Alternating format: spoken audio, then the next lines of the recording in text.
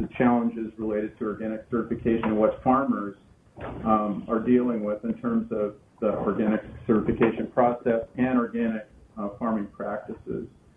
So with that, let's give Brian a welcome to the class. All right, so today we're going to cover a lot of stuff, hopefully. I'm going to try to skim over the regulations themselves and kind of leave that for you guys. If you're really into it, you can read that. You know, go on the ECFR and check that out. The whole regulations is about 77 pages. Crop production or livestock production or processing is about 14 of that. So it's not like a huge, you know, intensive read if you are interested. But so go there for the regulations themselves. We'll kind of skim over the top but not get into the details of any of that. All right, so this is who I am. I graduated from here in horticulture in 2004. I worked for the South Carolina Botanical Garden for about 10 years. Right after I graduated, switched over to the organic program in 2012, and I've been there since. When I switched over to the organic program, I knew very little to nothing about organic at all. So it was, you know, big learning curve there. I had a very conventional agriculture, ornamental horticulture background. So I did a lot of training. I did crop inspector training, processing, livestock, all of these with the International Organic Inspectors Association, which if any of y'all have interest in becoming an organic inspector, that's how you get your foot in the door, through IOI training. I've also been to the USDA National Organic Program accredited certifying agent training for the last 4 years. I've done HACCP training, and then now our program has changed a little bit over the past couple years, so I'm doing a lot more inspection work than I used to. But I've done about, 150 inspections there, something like that. And I've worked for Clemson University primarily. I also spend my vacation time working for 2 other certification agents. Allows me to do some travel, make a little extra money, that kind of stuff. So that's what I do. All right, so organic certification, where did this whole thing come from? All right, it really started with the Haber-Bosch process. And this is what allowed synthetic nitrogen fertilizer to become cost-effective and, you know, actually usable in conventional agriculture. So, you know, everybody, you know, has seen that Facebook thing about, you know, organic food, other words called, you know, food to our grandparents, or however that worked. Well, I don't know about y'all, but my grandparents weren't born before 1903. So really that's not even true. It's our great-grandparents were the ones that, you know, were actually eating food that was kind of compliant with the regulations. But so that synthetic fertilizer thing, that's kind of what, you know, started the stage of conventional agriculture there. In the 1920s, there were some farmers who started pushing back against that. Demeter started with biodynamic farming in Europe in that time period. And then in the 40s, we saw the introduction of a lot of synthetic insecticides. The chlorinated hydrocarbon DDT was introduced. So that was kind of, you know, synthetic nitrogen started it, but the synthetic insecticides really pushed it over the edge as far as a lot of built interest in organic agriculture. So Rodal, if any of y'all are into organic, have probably heard that. He was, you know, very prolific writer and also funded a lot of research with organic agriculture. Reinfried Pfeiffer was a German soil scientist. He was involved with biodynamic farming in Europe.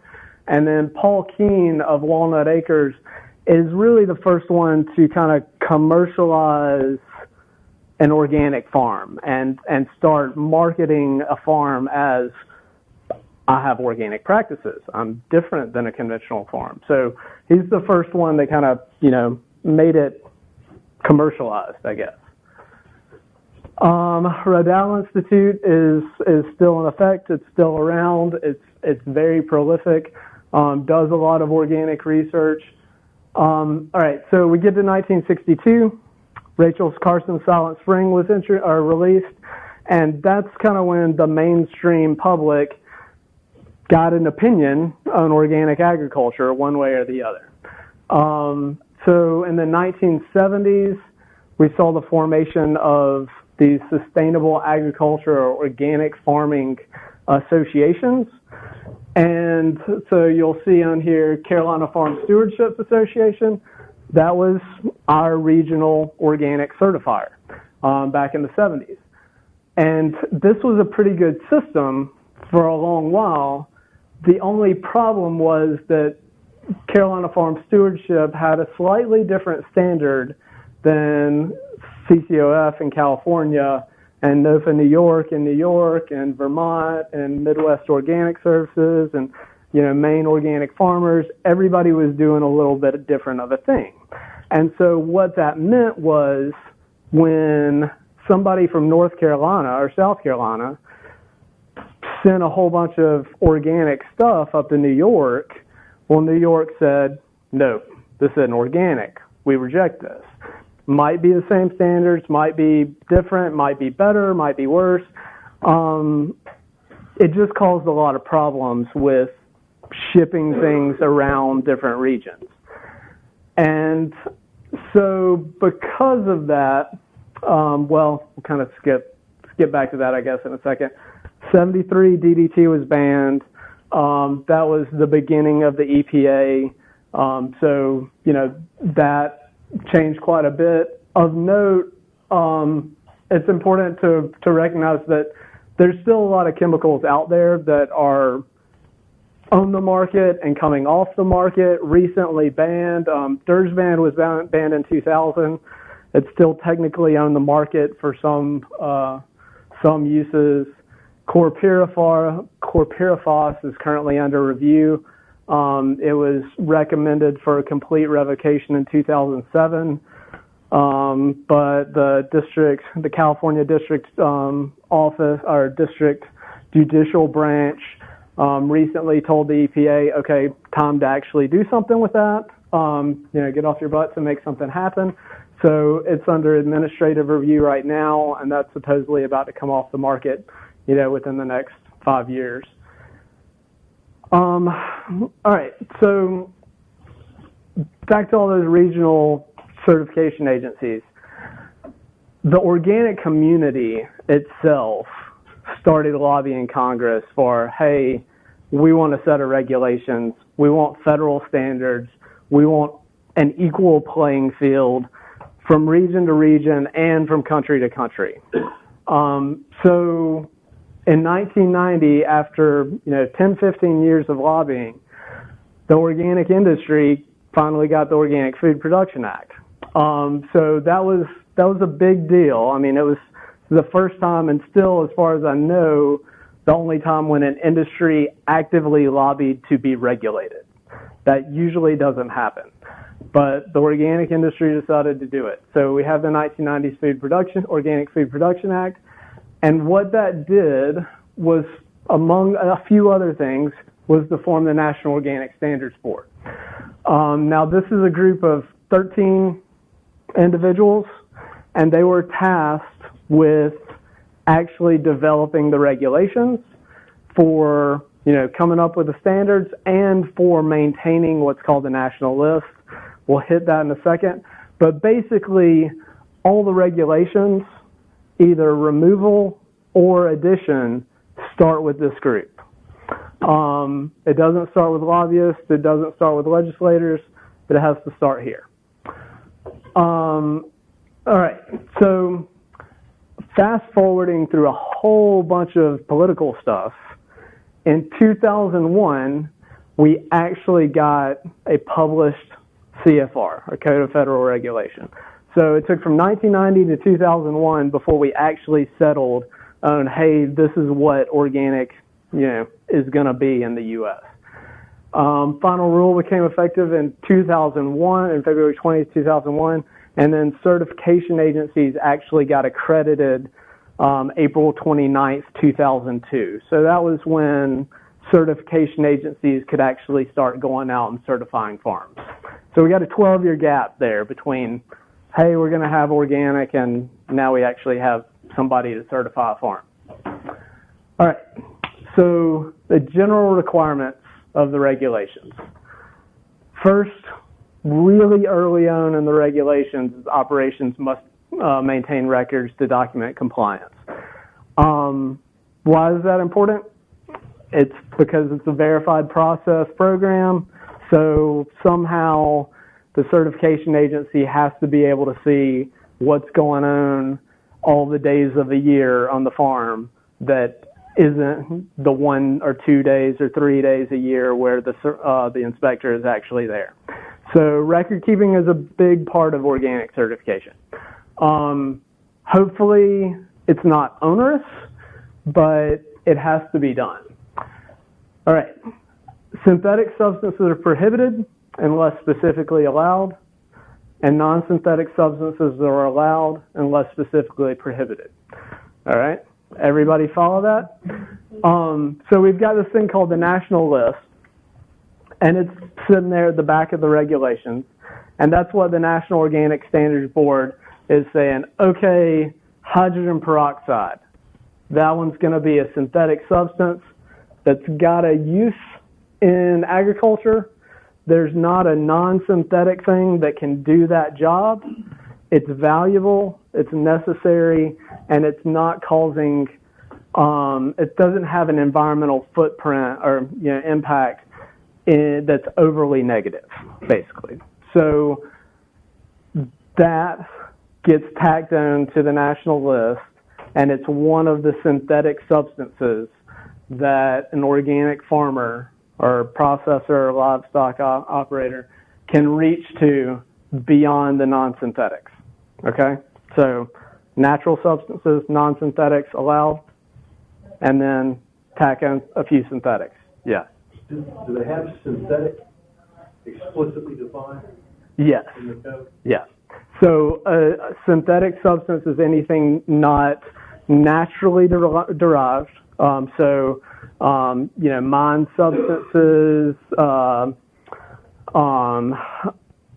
naturally extracted oils, but basically and we can go to the definitions if you wanted, but yeah, synthetic is very expressly defined. And it has to do with both the origin and the process of extraction or creation. I just figured that's where it all descends from, that one definition, yeah. All right, and so also on here, we've got non-synthetic substances that are prohibited in the national list. Anybody want to take a guess what those are? Arsenic, strychnine, all that stuff like that. So the other things that, used to be a big part of agriculture, but, for good reasons are no longer allowed. All right, all operations, this includes crop, livestock, and processing operations, must maintain or improve the natural resources of their operation. So that's a pretty wide, encompassing definition. It can be applied in a lot of different ways, but basically it boils down to, you can't destroy your rainforest, you can't destroy wetlands, you can't have a whole bunch of erosion on an organic farm. You've got to make sure you're taking care of not only the soil, but wetlands, wildlife, woodlands, the entire operation. All right, and operations must create and maintain an organic system plan. All right, so an organic system plan is basically how the whole certification process operates. It's a description for a farm. It would be history of the land, where my planting stock or seeds are coming from, how do I plant, what pests, weeds, and diseases am I going to have on that farm, and how am I going to control them, how am I planning on harvesting, marketing, storing, selling, labeling product. So from seed to sale, the whole thing. So all of that's put on paper and turned into a certifying agent. Like Clemson University has a certifying agency. Turned in, and somebody, in Clemson's case me, reviews that plan for compliance and says, okay, their land history, yes, that's compliant. Their seed sourcing, yeah, they're following the regulations there. Their pest, weed, and disease practices, yeah, that's compliant. Goes through the whole process. Once we feel like there's a compliant plan in place, and so, many times we'll right off the bat say, nope, this part of your plan isn't compliant. You need to address that. And so they'll take that, revise the plan, send in another plan, and then once we feel like, okay, this operation has a good plan, it seems reasonable, it seems like they have the resources in place to do it, then we'll assign an inspector to come out and actually verify that the plan is in place. They're saying what they said they were going to do. So anyway, the organic system plan, it's a very important part of the process because it's what gets on paper that we all agree to is, hey, this is what this organic farm is going to do. Okay, crop regulations. Land has to be free of prohibited substances for 36 months prior to harvest. Prohibited substances are those synthetics that aren't included on the national list and the non-synthetics that are on the national list.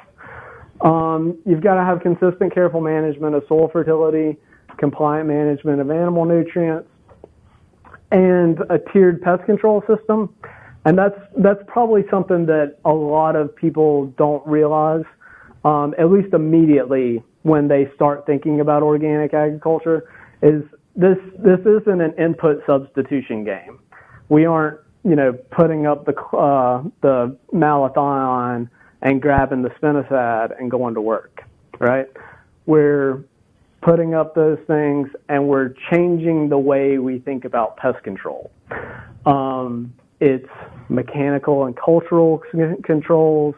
It's, controls are done through cover cropping and crop rotations, and interrupting the life cycle of pests or changing pest behavior through mechanical and cultural practices, not through, grabbing the OMRI labeled pesticide and going to town.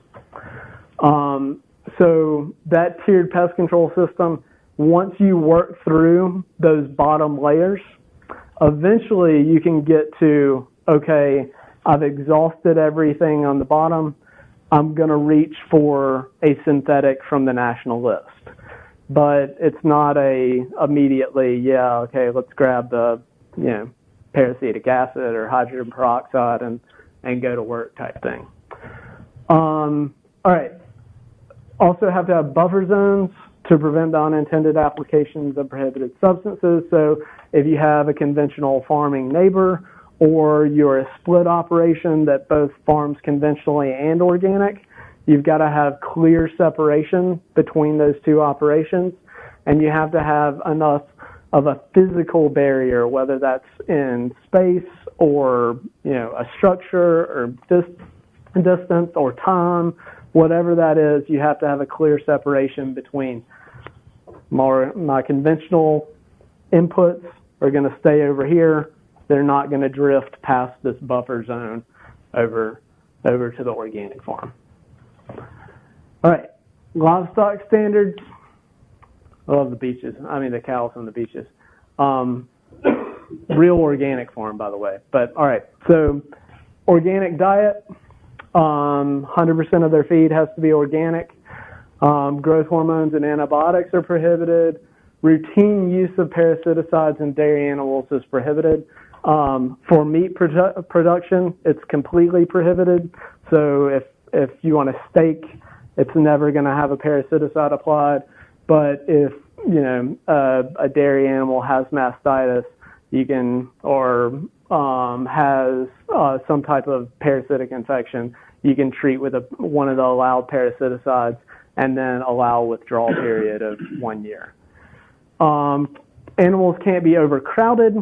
this is something that has been a contentious point for a long time, because what does overcrowded mean, right?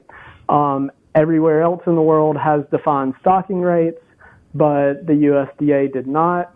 We now have proposed guidance for stocking rates, so we'll actually have a definition of what that means. Before, it was pretty widely interpreted based on certifying agent and inspector, and there was a lot of room for interpretation there. Now that's finally being addressed. Outdoor access must be allowed. Vitamins, minerals, and vaccines are allowed, and operations cannot withhold medical treatment from a sick animal. So, you can't say this animal's organic, it's going to die organic. If it has an injury or a sickness that requires a synthetic application of, any type of medical intervention, then it has to be given, and then that animal is removed from the organic certification or organic herd, or however it is. But point is, you can't let it die, or can't let an animal die as organic from something that could have been prevented. All right, processing standards. Processing, this includes everything from roasting coffee beans to making spaghetti sauce, or making pizza dough, or processing an animal, or simply packaging and relabeling. Basically, these standards boils down to the organic producer did a whole lot of work. Don't mess it up. That's really all it is. It's prevent commingling with non-organic products and prevent contact with prohibited substances. And then that tiered pest control system rolls over into there. So you've got to have screens on your doors and windows, and you got to make sure your doors close well, and you got to make sure you aren't have a whole lot of harborage in your dumpster right outside the door that's introducing pests into the facility. So you got to take care of all those things before you can move on to clue boards, light traps, all that kind of stuff, and then on into rodenticides on the outside of the building, that kind of stuff. All right. So that was real quick through the regulations. Does anybody have any big level questions about the regulations? Yeah.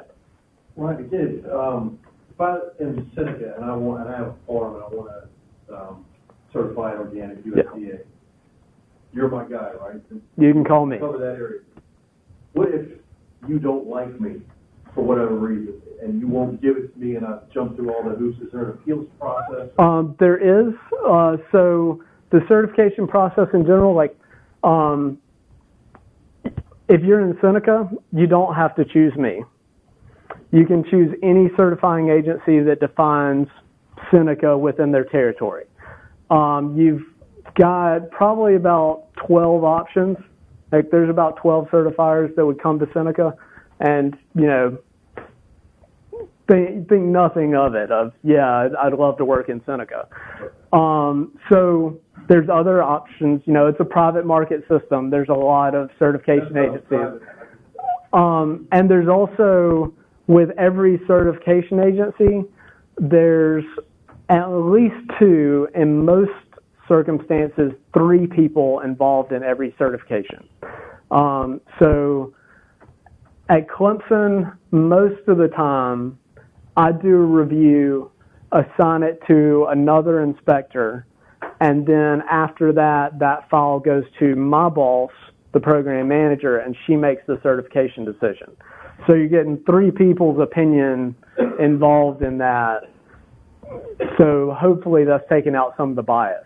And probably of less concern is I don't like you, and of more concern is I really do like you, right? Because, yeah, because, you can always go shop for somebody else. Inspectors work like that, right? Huh?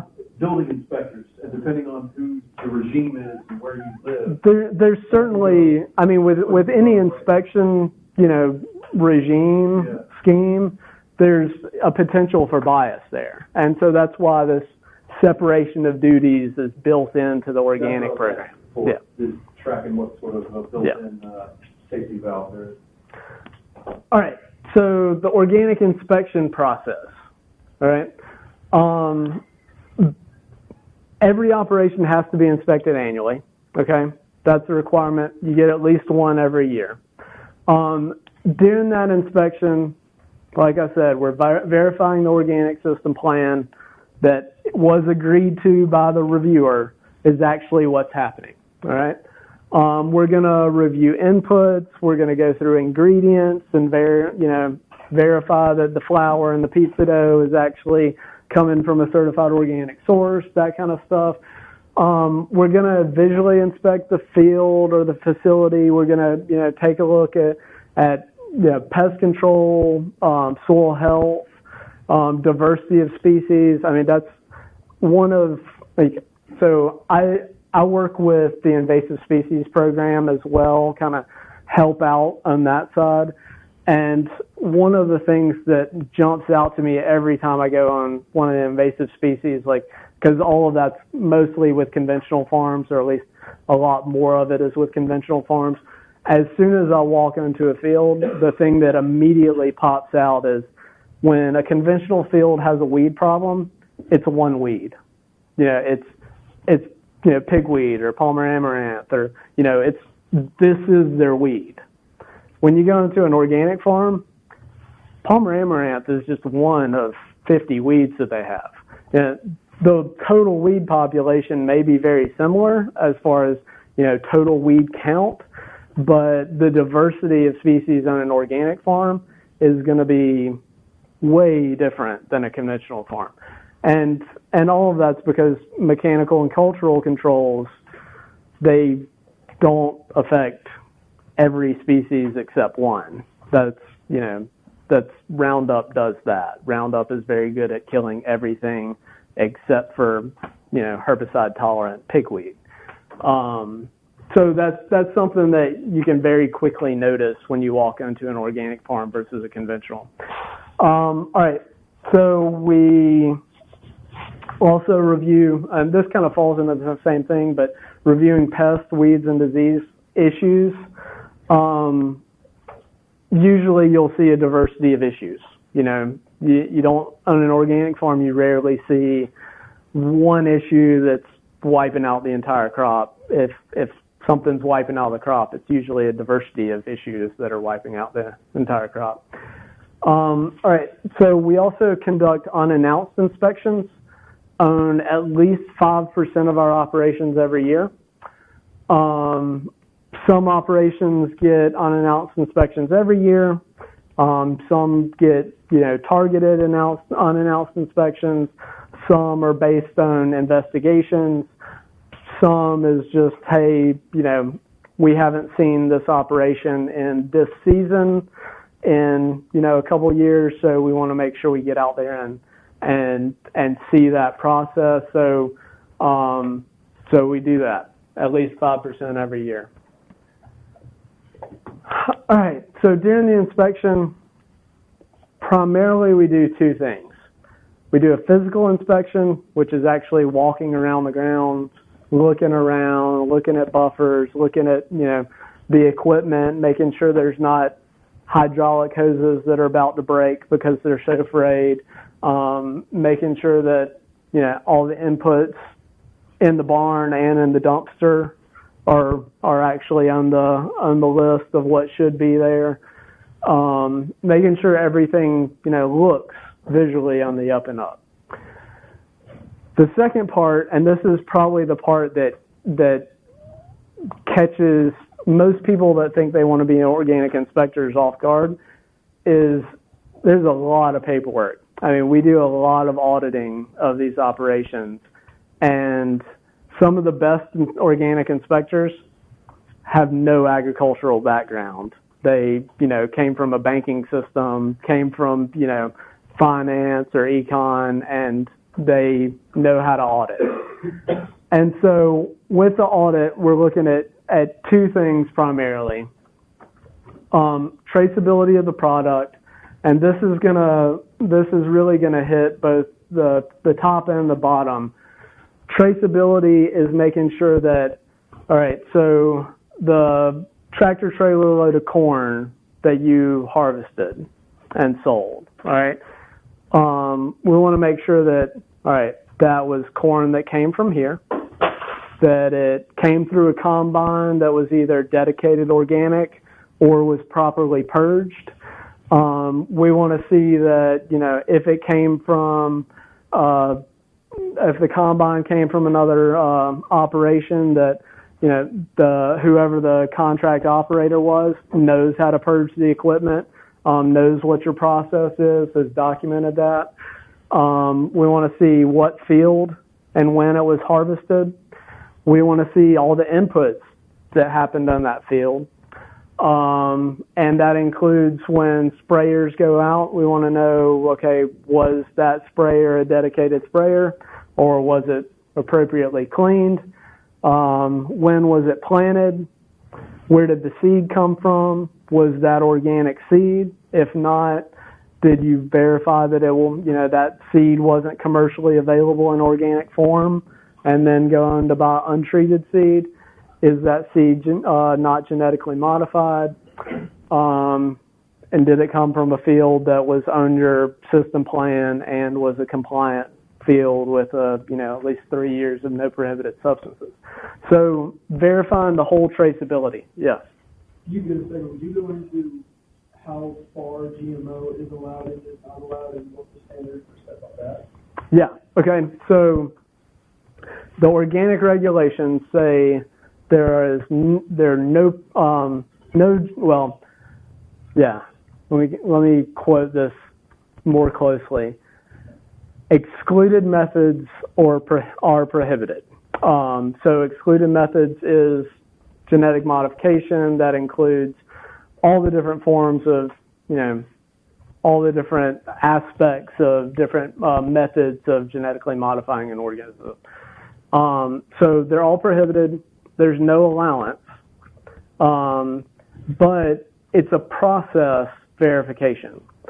And so where it gets fuzzy is, all right, if I go out and I do a testing for a, you know, genetically modified protein, and it comes back positive, and that comes back as it's got, you know, 12% of this GMO protein in this corn crop. Well, that doesn't necessarily say that that product can't be sold as organic, but it does say that there's a major flaw in your organic system plan with your buffers and your exclusion of, you know, excluded methods. And so what we're going to do there is look at, okay, where did this protein come from? I mean, where was this introduction? Did it come from the seed? Did it come from, you know, your neighbor who had the, you know, RR corn next door, and then you saved seed from it? You know, what exactly was the breakdown here? And then we're going to make sure that that breakdown doesn't happen again. So that's usually how it happens. And you know, usually when we see a GE protein presence, it's in the 1/4 to 3/4%. Occasionally, we've never caught any, but you know, usually it's either really low or it's like 95% or 99%. And so it's usually pretty clear, you know, this is either a little bit of drift or this is, you know, this guy was just using RR corn.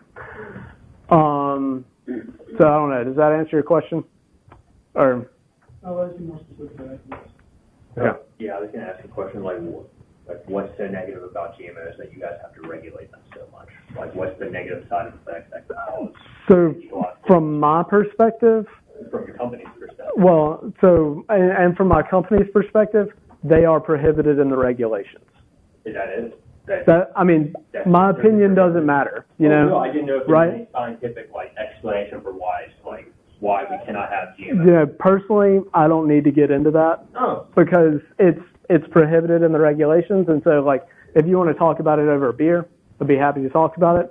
But from my, professional place, it is prohibited. End of story. Just like you got to rotate crops. It doesn't need to come into it. It is. Yeah, I mean, you got to rotate crops. All right, that's the end of it. It doesn't matter whether I have an opinion on, your pest control is fine without rotating crops. The regulations say you have to rotate crops, so that's where we're at. Non-food items like fiber, cotton, did you certify non-food crops?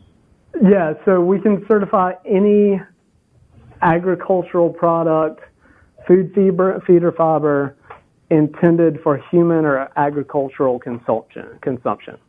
I'm not going to chase that rabbit hole, but I'll tell you that is a rabbit hole. That's a rabbit hole. Okay. Yeah. One more question. Yeah. Do you happen to know of, organic plant breeders that use, traditional plant breeding to make new crosses? Oh, yeah. There's a lot. Most of them are in Washington and Oregon, where most of the plant breeders are. But, yeah, there's, Blue River Hybrids. I got that catalog, yesterday. That's what they do. But, yeah, look up the, the Organic Seed Alliance. Is that right? And there's tons of breeders that's all they do. And Washington State, I believe, has a big organic seed breeding program. So they're out there. All right. The other part of the audit is mass balance. And basically that's saying if you planted, enough for 1,000 pounds of corn and, you bought enough seed for 1,000 pounds of corn, you planted enough for 1,000 pounds of corn, you harvested 1,000 pounds of corn, you sold 1,000 pounds of corn, making sure that those numbers don't all of a sudden turn into, I bought enough for 1,000 pounds of corn and I sold 100,000 pounds of corn. So looking at that. All right. We also, as we maybe not got into yet, but we also conduct pesticide residue sampling. We sample for 180 pesticides. About 172 of those are have current labels that are regularly used in conventional agriculture. About 7 or 8 of them are legacy chemicals that, Cordane, DDT, Dildrin, Aldrin, that kind of stuff that has, a label that's been revoked or expired or whatever, and are no longer on the open market, but can still be in somebody's barn, which is actually, we find just as many of the legacy chemicals as we do the conventional chemicals, because a lot of those legacy chemicals, the half-life on them is 300 years. If you've ever applied Aldrin to a cotton field in South Carolina, it's still there, So we see a lot of those, or not a lot of those, but, we have seen those. And then we also test for GMO contamination. And kind of like the unannounced inspections, we do at least 5% of our operations. We definitely do targeted inspections. So, if your buffer zone is absolutely minimal, then you can expect that I'm going to be harvesting right from the edge of that buffer zone. And we don't do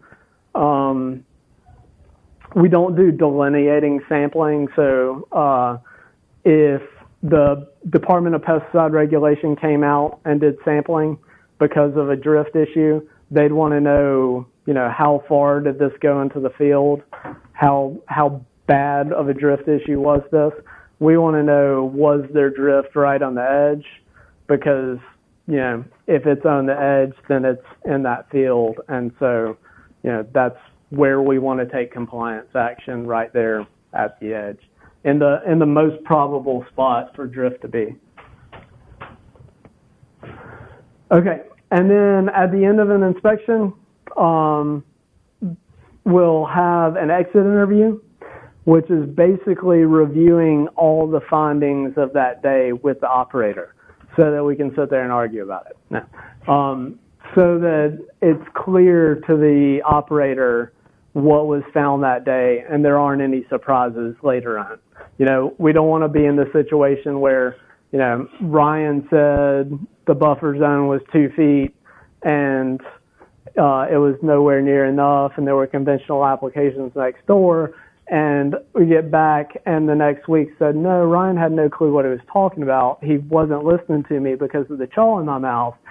So, you know, I actually have 10 rows of, 10 rows of trees there that I harvest as conventional, and, you know, the neighbor sells those.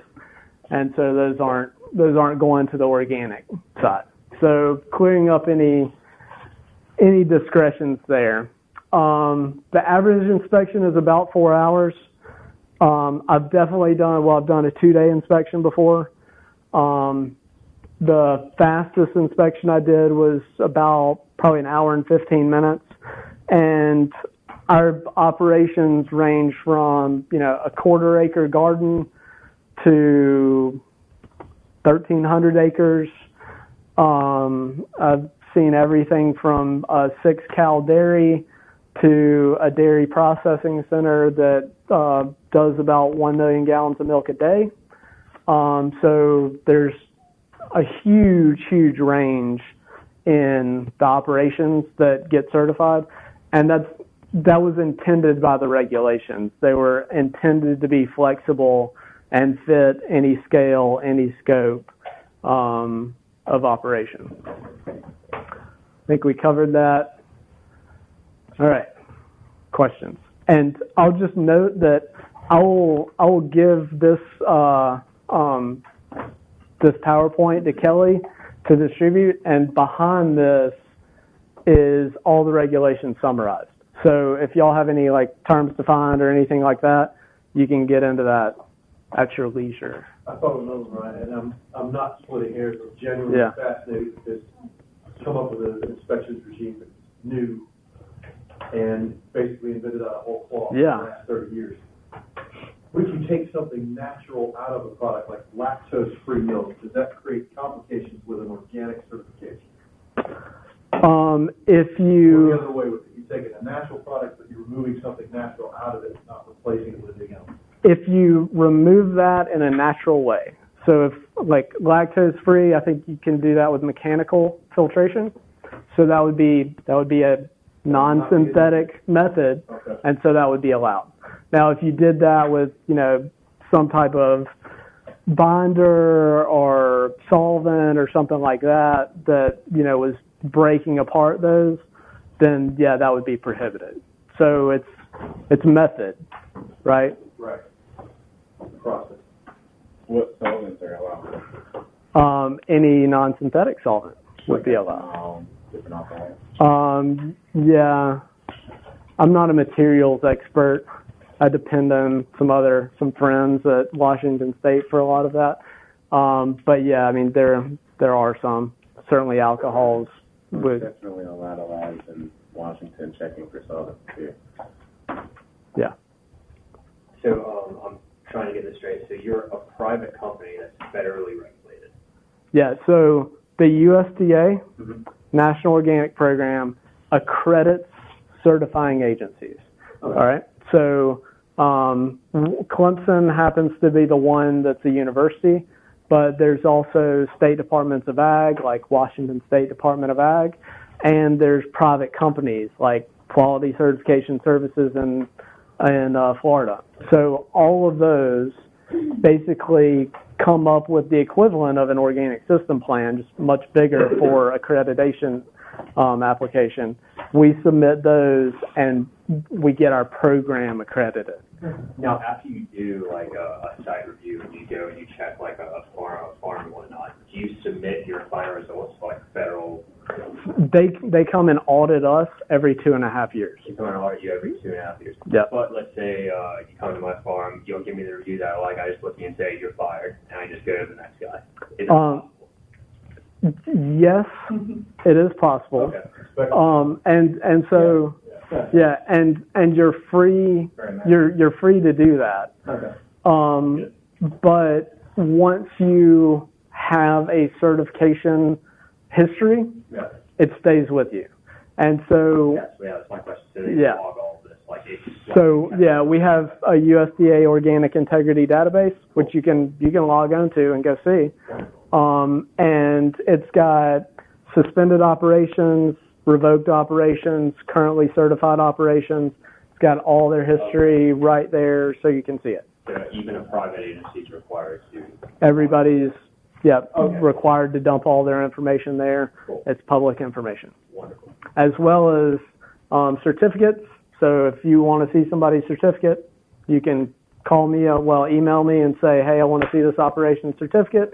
You can see their pesticide residue results, if there happens to have any. You can also see any adverse actions you could also do the organic database for that. But so yeah, you can see a lot. Yeah. Wonderful. What are the inspections or regulations for irrigation entering and exiting the system? So basically, if you've got a mixed use system or conventional and organic system, you've got to make sure that you aren't Just fully organic. So not a whole lot. So if it's municipal water, it's allowed. If it's from a well, unless it's specifically, like if your state has a regulation, which South Carolina doesn't, North Carolina doesn't, there's not a whole lot of Southeast states that regulate irrigation water. If there's a state regulation, then we'll defer to that. But otherwise, we're making sure there's not any gross application of prohibited substances. But as far as like E. coli, salmonella, that kind of stuff, we will look at your water test and tell you this is a really, really bad idea to use on leafy greens, but I can't do anything about it. That would be outside of the organic regulations. Yep. Yeah. Well, I'm wondering how much, if at all, this organic certification process changes between states? So it's a federal program. Now, there are state programs that can, in some ways, add to it or slightly change the way things are administered, but it doesn't change the way the regulations actually affect the farmer. So California has a registration program, Georgia has a registration program. So it's kind of an extra thing you have to do, but the National Organic Program that's the organic regulations. Okay.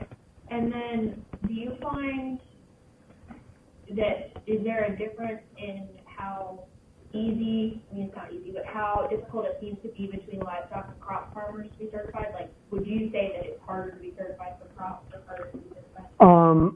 I'd probably say it's harder for livestock because livestock is going to incorporate crop as well. Because, if you're going to certify a cow, you've got to have a pasture out there as well. Or if you're going to have a dairy, then you're going to be growing forages.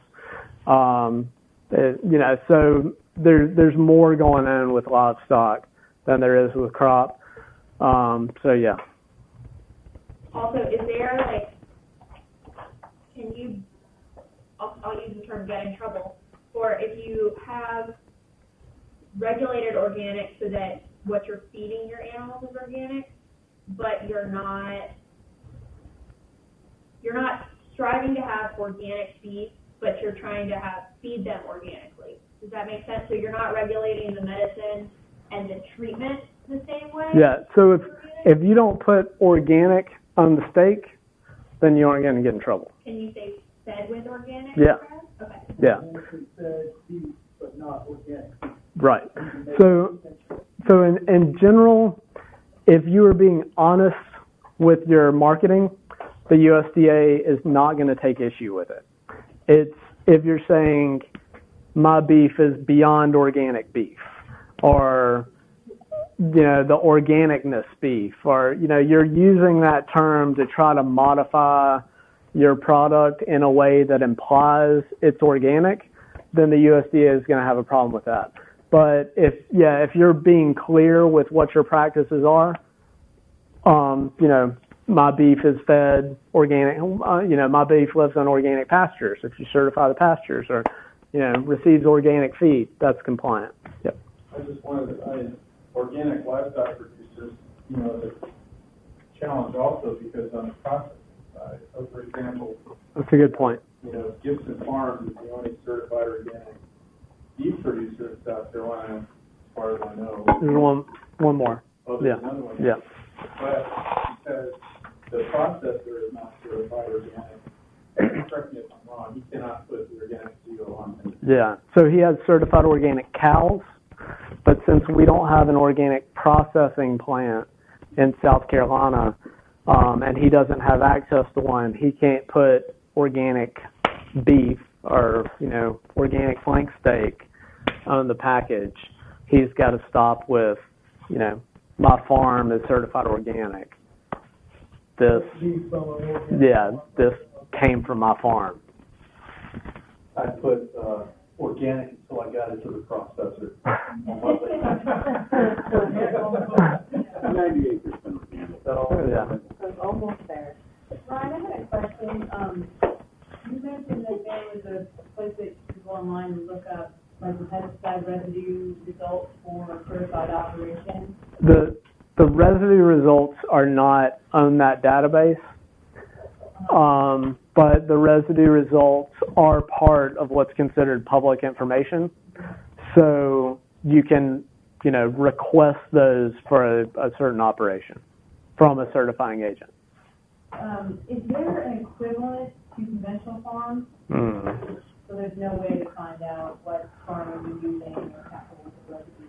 No, so the FDA does some, regular market surveillance, but they're operating with what's called, FDA tolerance level and the EPA action level. And so as long as the residues are below those, and there's residue levels defined for every active pesticide on the market for the FDA, and then the EPA has tolerances for every legacy chemical.